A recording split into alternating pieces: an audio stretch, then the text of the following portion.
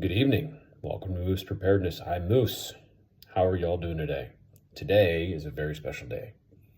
It is the 11th of November, and for those of you who have served, know it as Veterans Day in the United States or Armistice Day out in Europe. And as you can tell, I'm spending my holiday not in my house.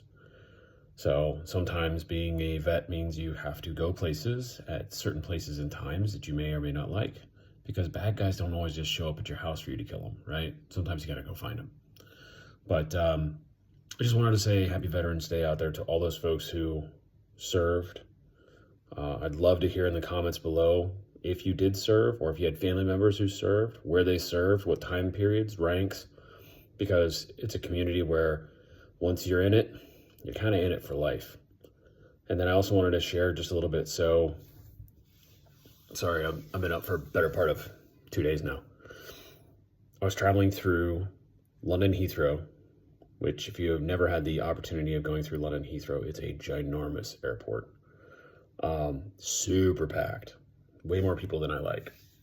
Crazy though, because it's like folks from all over the world, them having a whole bunch of Commonwealth countries that still go there. So we had tons of folks from India, Turkey, they had all sorts of places. Anyway, they announced at about 10:50-ish, like, hey, at 11 o'clock, we're going to do 2 minutes of silence.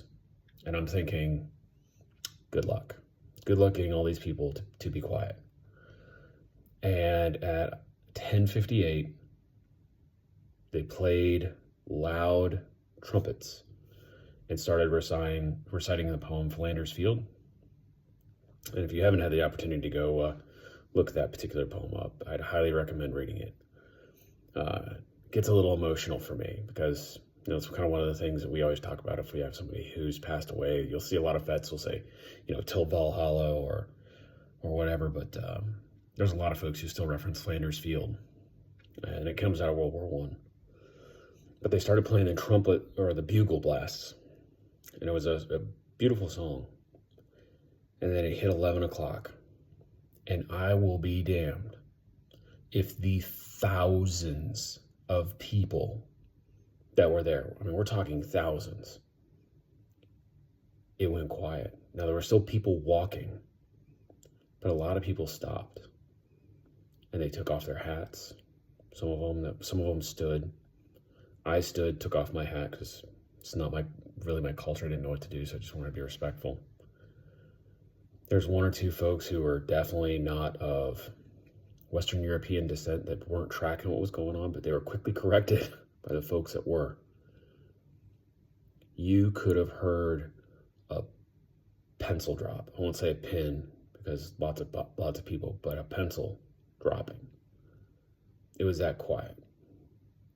And it was really a beautiful sight to see. We're talking thousands of people who are traveling all over, coming and going, stopped to pay homage to all the folks that were killed in World War I. It made a huge impact here, and they call it the lost generation for a reason. Have we lost that?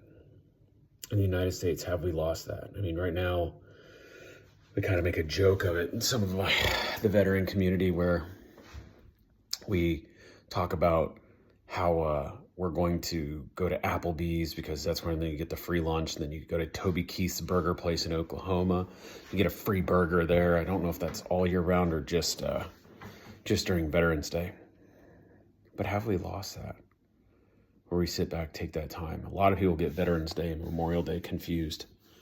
They thank the veterans on Memorial Day when that's reserved for my fallen brothers and sisters who are no longer with us.